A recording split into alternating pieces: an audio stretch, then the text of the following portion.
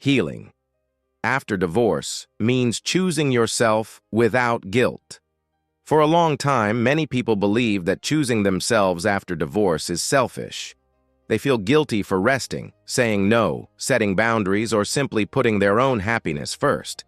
But here's the truth.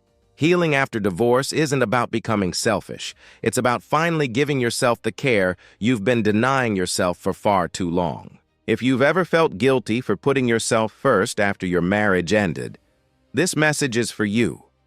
After divorce, guilt often follows you everywhere. You may feel guilty for leaving, guilty for staying too long, guilty because your children are hurting, guilty because your family has opinions, or guilty because you're finally smiling again while someone else is still angry. But guilt isn't always a sign that you're doing something wrong.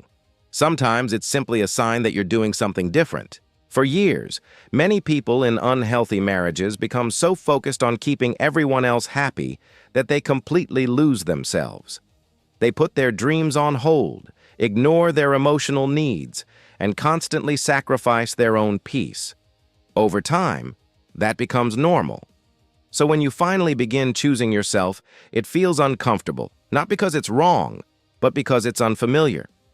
Healing means learning that your needs matter too. It means saying no without explaining yourself. It means taking a walk because it clears your mind.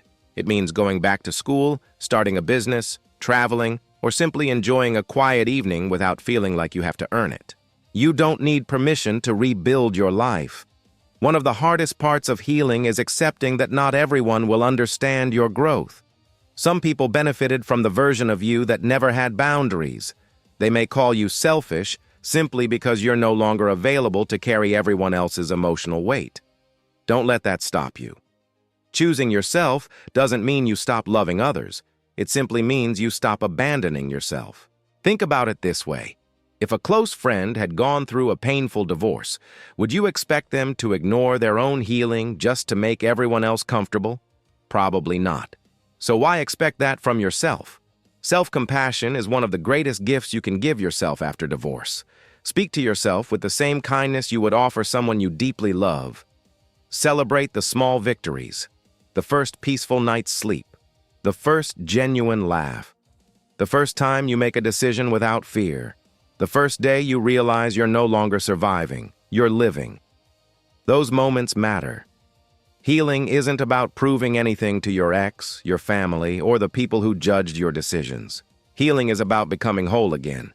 It's about rediscovering who you are outside of the relationship. And most importantly, it's about believing that your happiness has value. If choosing yourself makes someone uncomfortable, that doesn't mean you're wrong. It simply means you're no longer living your life to meet everyone else's expectations. So today, choose yourself. Without guilt, without apology, without fear. Because the healthiest version of you isn't the one who sacrifices everything for everyone else. It's the one who has finally learned that loving yourself is not selfish. It's necessary. If this message encouraged you, don't forget to like this video, subscribe to the channel, and share it with someone who needs this reminder today. Remember, healing isn't about becoming someone new. It's about coming home to the person you were always meant to be.